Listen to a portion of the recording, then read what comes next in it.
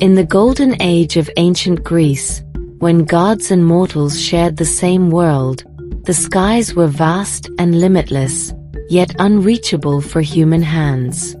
But in the labyrinth of Crete, a brilliant mind sought to defy the natural order, yearning to soar where no mortal had gone before. This is the tragic tale of Icarus, the boy who flew too close to the sun, and his father Daedalus, the master craftsman whose genius gave wings to both their dreams and their downfall. The story begins on the island of Crete, ruled by the powerful and feared King Minos. In the heart of the island stood the Labyrinth, a vast and intricate maze designed to hold the monstrous Minotaur, half man, half bull.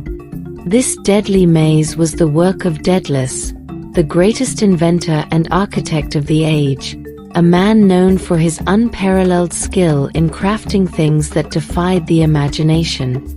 But genius often comes with a price.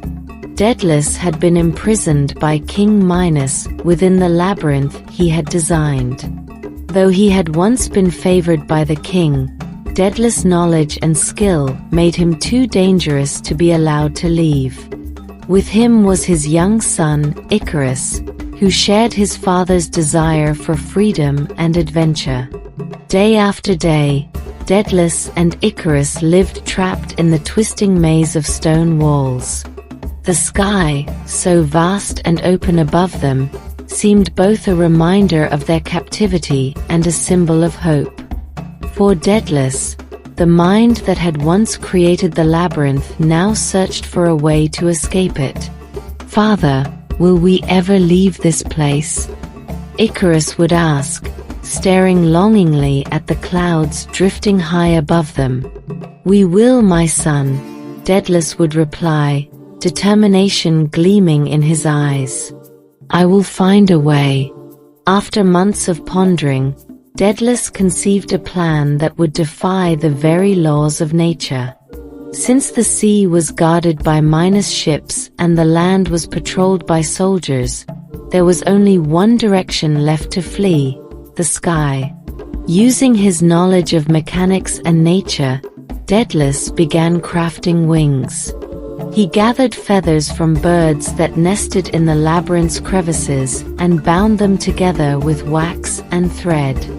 The wings were designed to mimic those of birds, able to catch the wind and allow them to soar above the island of Crete, far from Minos' reach. "This will work," Daedalus said one evening, showing Icarus the nearly finished wings. "With these, we will fly like birds and escape this prison." Icarus, filled with youthful excitement, marveled at the wings. "Will we really fly, father?" Daedalus smiled, though a shadow of caution darkened his face. "Yes, but you must listen carefully, Icarus. These wings are delicate. If you fly too low, the dampness of the sea will weigh you down. If you fly too high, the sun will melt the wax. You must follow my path and stay in the middle, where the wind is strongest but safest." Icarus nodded eagerly, though his heart was already racing with the thrill of flight.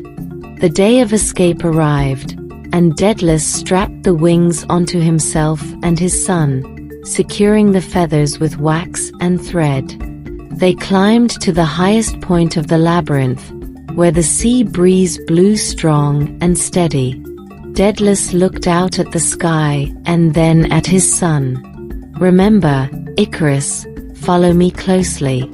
Do not fly too high, and do not fly too low. Stay in the middle path." Icarus, brimming with excitement, nodded but barely heard the warning. His thoughts were already on the freedom of the skies, on the clouds he would soon touch. With a final look at each other, Daedalus and Icarus leapt into the air. The wings caught the wind, and for the first time, the two mortals soared above the island of Crete like birds. The feeling was exhilarating.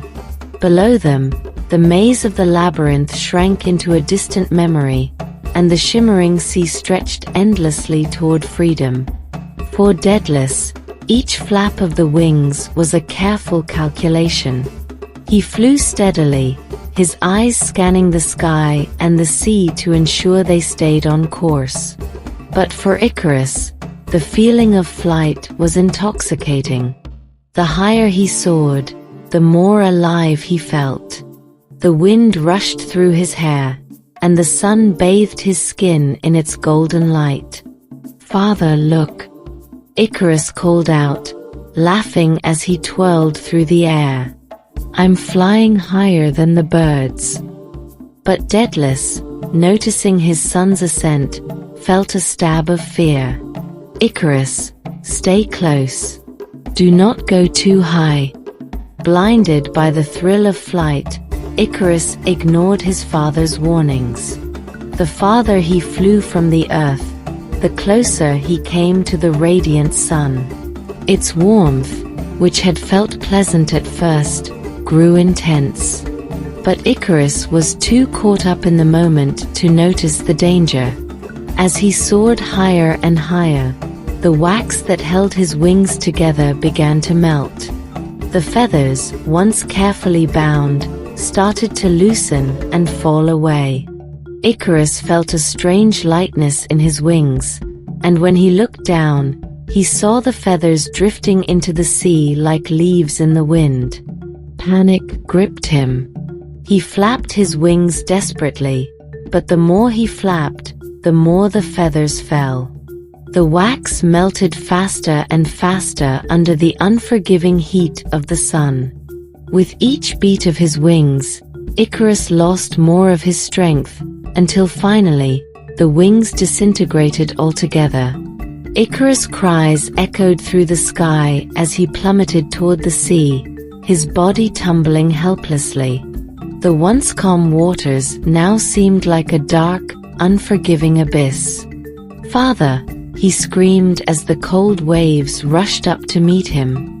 Daedalus, flying below, heard his son's voice and looked up in horror. He watched powerless, as Icarus fell from the sky, disappearing beneath the waves. His heart shattered, for he knew the warning had come too late.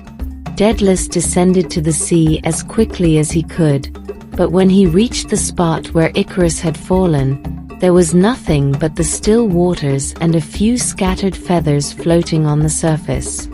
His son was gone, swallowed by the ocean. Daedalus wept bitterly, cursing his own invention, his own ambition. The wings that had promised freedom had instead brought tragedy. He had given his son the means to fly, but the price had been too high. Heartbroken, Daedalus buried his son on a nearby island, which would later be named Icaria in memory of the boy who flew too close to the sun.